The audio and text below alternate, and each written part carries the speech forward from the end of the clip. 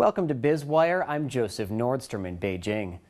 China's annual meeting of parliament closes Wednesday with leaders pledging deeper reforms to keep the economy growing.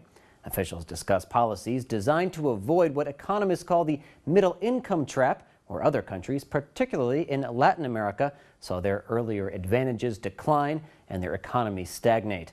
Premier Li Keqiang stressed the need for a more skilled workforce and to reduce the country's growing inequality. The World Bank now categorizes China as a middle-income country. In the past, other poor countries with young populations that experienced rapid growth saw their GDPs plateau when reaching a level similar with where China is today.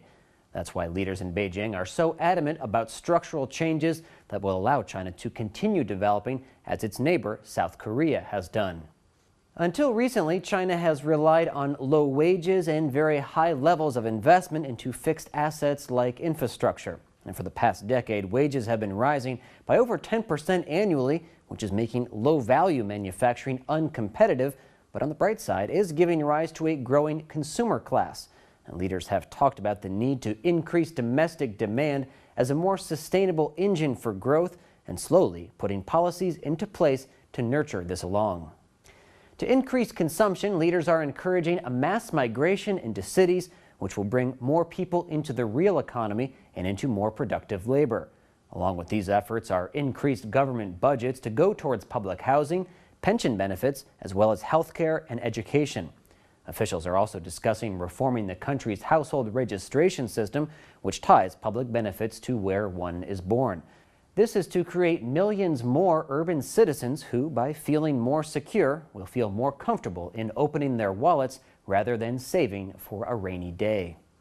To grow through the middle-income period, China will focus on creating a more highly skilled workforce, which will boost efficiency and innovation.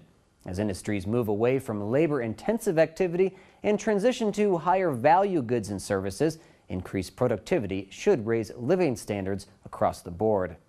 You're watching Biz Wire on the Blue Ocean Network, China's first and only privately owned English-language broadcast media. Our full episode can be seen on our website, BONTV/biz-wire. Let's turn now to Neil Jones for a quick look at a few stories that are buzzing through the markets.